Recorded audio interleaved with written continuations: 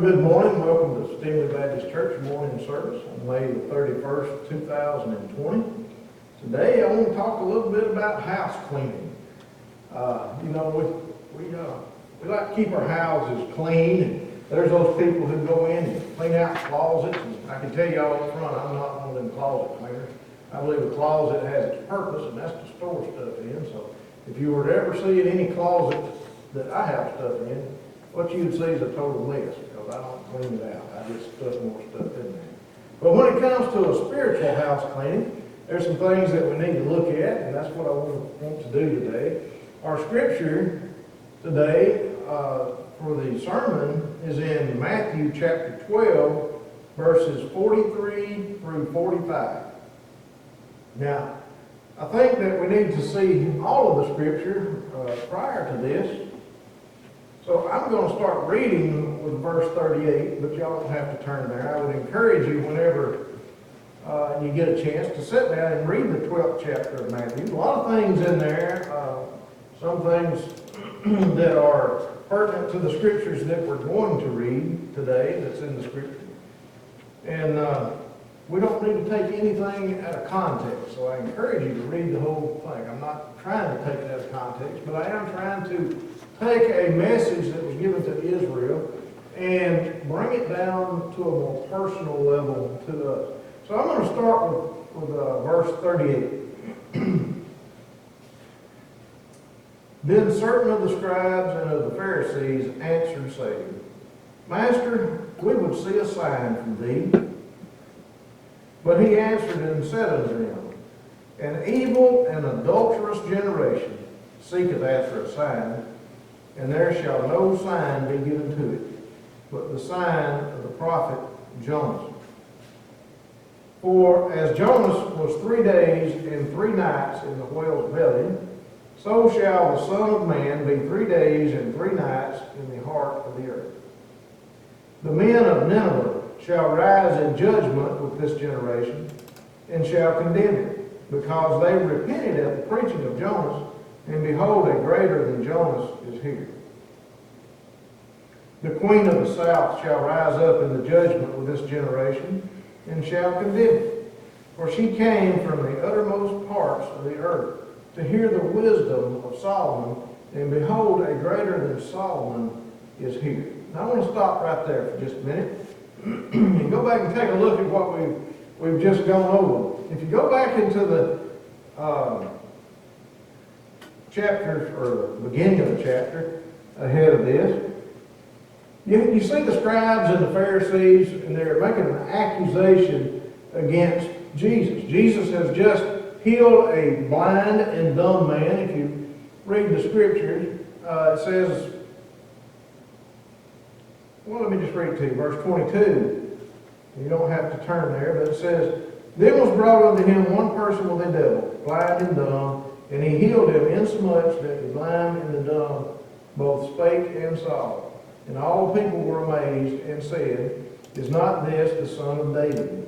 But when the Pharisees heard it, they said, This fellow does not cast out devils, but by Beelzebub, the prince of the devils. So Jesus had just healed a man, and the Pharisees, they know it, they've seen it, and they come up and they say, well, he's just doing this by the power of Beelzebub. Now Beelzebub, if you look up the interpretation of that, it gives like 3 or 4 different things. It refers in the scripture to Satan, to the devil. Beelzebub, if you go to the definition of it, it says Lord of flies. Another definition of it is Lord of manure. So Beelzebub is not a flattering term, if you will.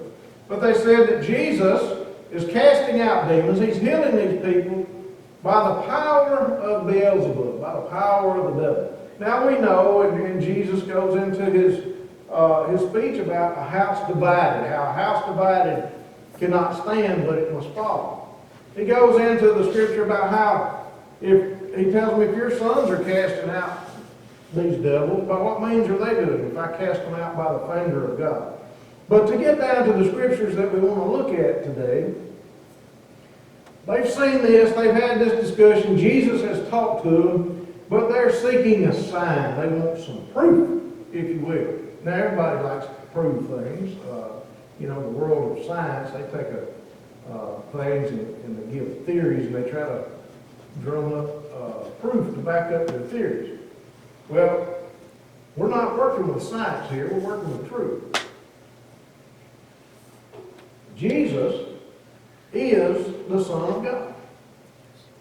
He did come and walk on this earth just as recorded in the scriptures. He did come and he walked, he taught, he brought the message of God to the people. The scripture, John says that he was a light that shone into the world, and in him was life. He came for a purpose, and that purpose wasn't to condemn the world, but that the world through him might be saved. Well, here you have him talking to the scribes and the Pharisees, these people of Israel. They've seen his miracles, they've heard his teachings, they've watched him, they've followed him, and they want a sign. What kind of sign are you going to give me to prove to us that you are the Son of God? That's basically what they're asking. We want you to do something else. Doesn't matter how many miracles that Jesus may do during his life here on earth. The scribes and the Pharisees, for the most part, not all of them, but for the most part, they denied him, they rejected him, they didn't like him, they didn't believe him. And here he's done a good thing and healed a man, and now they're questioning. What kind of sign are you going to give us? He says the only sign you're going to get is the sign of Jonah, which they knew the history of Israel. They knew about Jonah, they knew about the great fish and about Nineveh. They had all this information. So he gives them a reference. The only sign you're going to get is the sign of Jonah. He said he was in the belly of the whale 3 days and 3 nights, and the Son of Man will be in the heart of the earth for 3 days and 3 nights, is what Jesus tells them. That's the only sign you're going to get. And then he gives a comparison to Nineveh and these people. And he says the men of Nineveh are going to rise up in judgment against you, because when Jonas came to them, they repented. But I come to you and you don't believe me. He talks about the queen of the south that came and sought out the wisdom of Solomon. And she came a long way. She says that the queen of the south is going to rise up and be a witness against you in judgment because she came a long way seeking the wisdom of God. But here I am, and y'all don't believe me. So he says, you're not going to get a sign except for the sign of Jonas. And he says that he would be, that Jesus would be in the heart of the earth for 3 days and 3 nights. Well, I'm sure the Pharisees didn't understand, and the scribes might not have understood what Jesus is saying, although they should have understood, because the Old Testament is full of prophecies and scriptures pointing to Jesus Christ. But they chose not to believe. Jesus had not yet been crucified and buried and resurrected. So he's telling them that's the only sign you're going to get. So let's read on in the scripture. Jesus is telling them, and he's speaking about the nation of Israel. But even though he's speaking about Israel, we know that we can bring this down to a personal level right here. Verse 43. When the unclean spirit is gone out of a man, he walketh through dry places, seeking rest, and findeth none. Then he saith, I will return into my house from whence I came out. And when he is come, he findeth it empty, swept, and garnished. Now I'm going to stop right there. But in a minute we're going to read the scripture in its entirety. But I want to stop right there for just a minute. He's talking about an unclean spirit, and he's talking to the nation of Israel.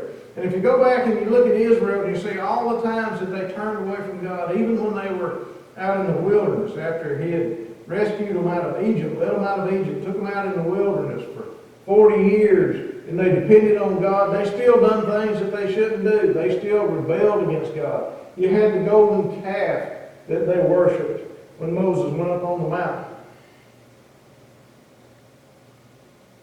And Jesus is telling them about their history. And he talks about the times that they were cleansed. That's what he's talking about here.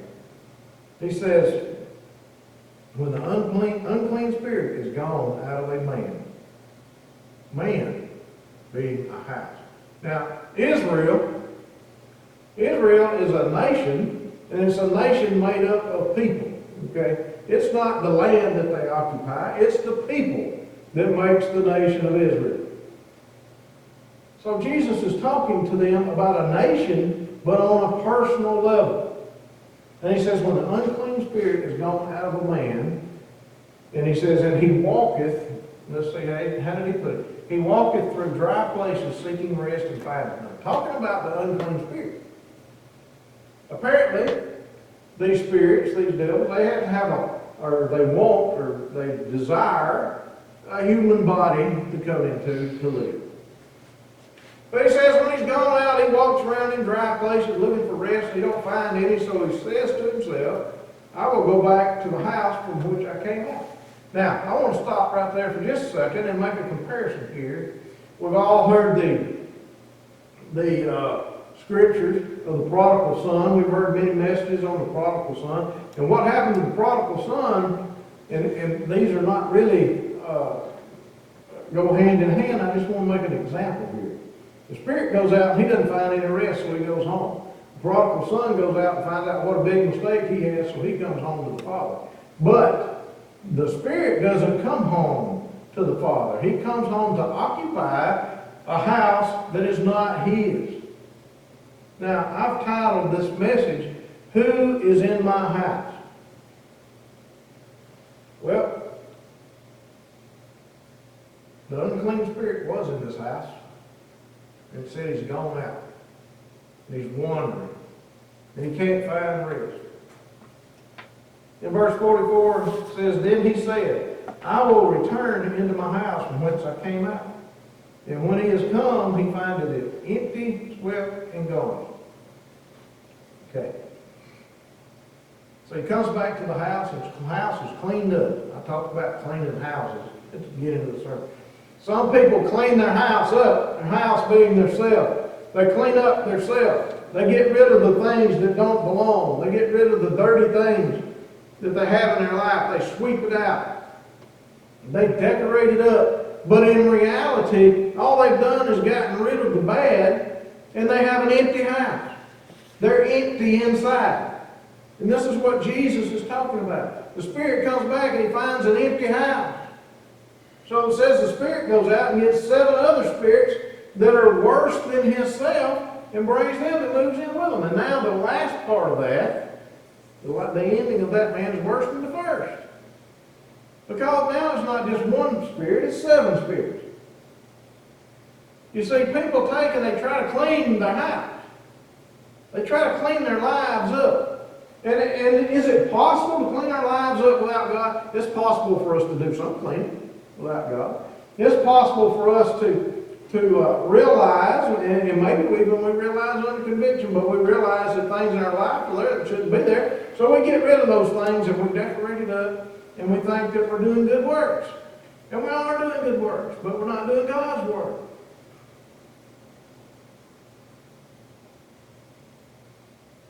Verse 45 says, Then goeth he, and taketh with himself 7 other spirits, more wicked than himself, and they enter in and dwell there. In other words, they live there.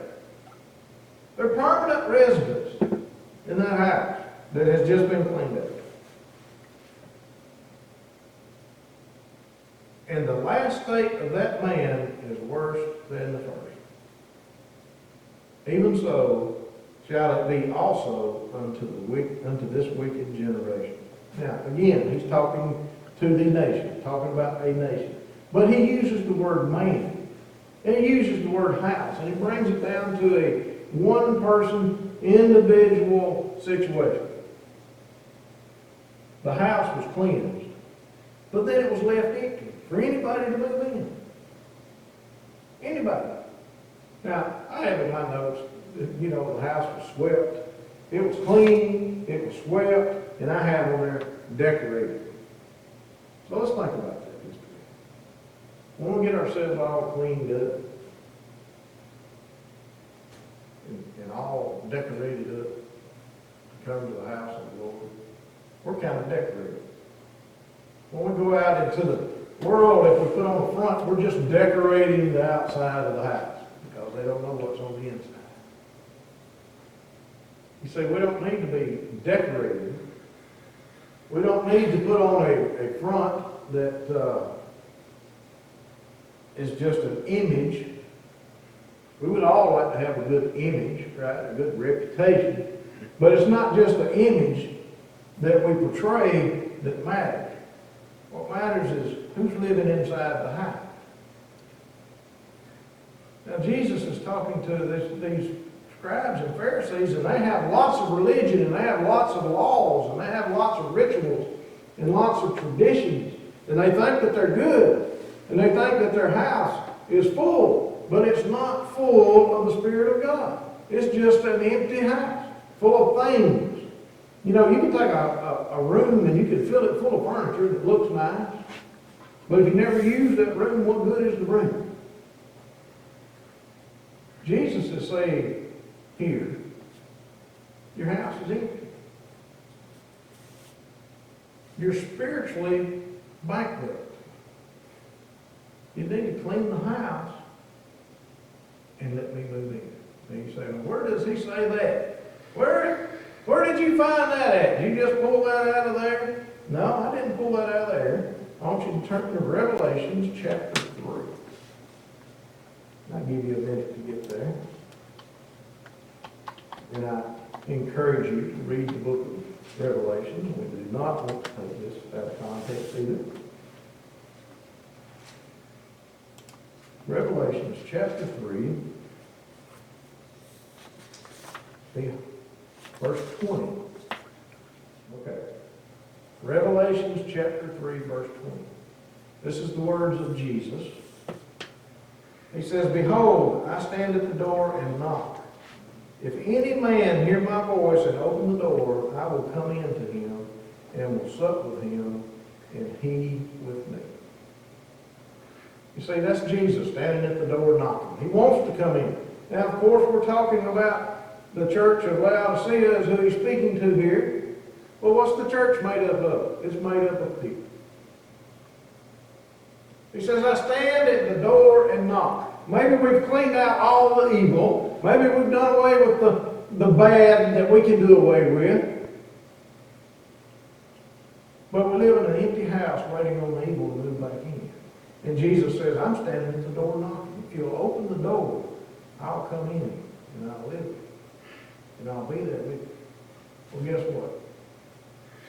Those spirits aren't going to come back. If Jesus is there, if Jesus is Lord of that house, if He lives in that house, those evil spirits aren't coming back. They've already been cast out. They've already been thrown out. They're going to seek somewhere else to go. They're not coming back to that house. But if we leave an empty house, they're going to move in. We cannot afford to be spiritually empty. We cannot afford to put our trust in religion. We can't afford to put our trust in tradition or in good works or in somebody else's opinion of our image. We must have Jesus Christ as Lord and Savior in our lives.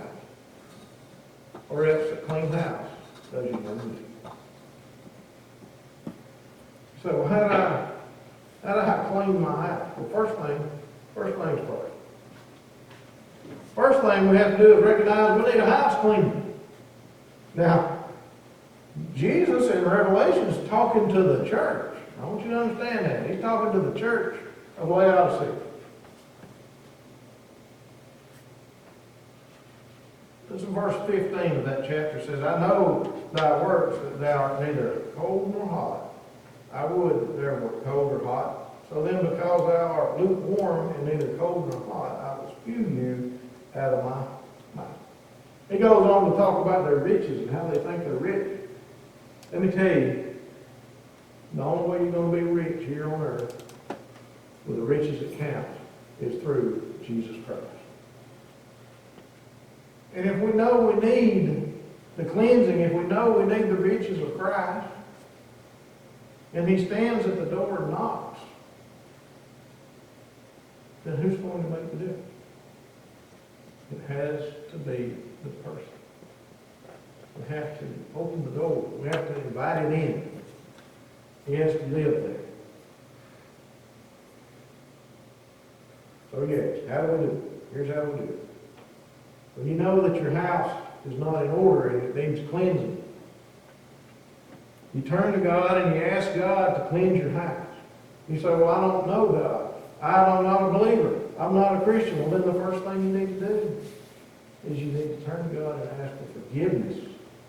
And you need to ask God to help you with your unbelief. You need to accept Jesus Christ as Lord and Savior, and He will come in and He will help you clean that house. He will cast out the evil. That's not to say that you can't invite the evil back in. But Jesus is there with you. It talks about, in Romans, it talks about people that just rejected, and then He just turned them over to a reprobate mind.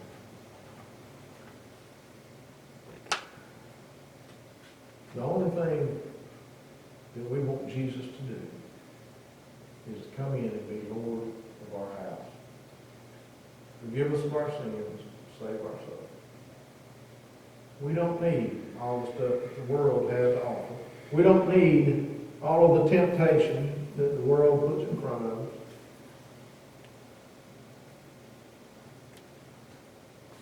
What we need is Jesus. Don't let your house sit empty and void for the Spirit of God. Don't let your house become filled up with Satan and his followers and the things that he does. And you say, well, why are you talking about demons and spirits and all that kind of stuff? And I don't deal with that kind of stuff. Let me tell you something. Satan puts himself in your life in such a way that you don't even know he's there. He makes everything seem right and free and good and fun and desirable. But in the end, what he really wants to do is he wants to catch you in his snare, to draw you away from the truth, to keep you from accepting Jesus Christ, so that when he's destroyed, you're destroyed. He doesn't care about you. He doesn't love you. He just uses you. Jesus, on the other hand, came and died for you because he cares about you and he loves you. And he'll use you, but he'll use you for the glory of God. Let's pray. Father, we come to you today. We thank you for the many blessings that you've already given us, Lord. And Lord, we know that in these times that we go through pain and suffering, Lord, and we're tempted, and Lord, we're not able to come to your house because of the rules that our government has set up. And we try to devise other ways to worship together and to meet together, Lord. Lord, we ask that as quickly as possible that you get us back into your house and worshiping together to bring glory to you and sing praises to you, Lord. But Lord, right now we come to you and we ask you to help us. Help anyone with their unbelief. Help everyone that has unbelief, Lord. Those that have the faith, we ask that you increase the faith, make them stronger. Lord, the ones that are dealing with loneliness from being stuck at home and being there alone, Lord, we ask you to bring them comfort and strength. That you watch over your children and bless them. In Christ's name we ask this. How great is our God? Sing with me, how great.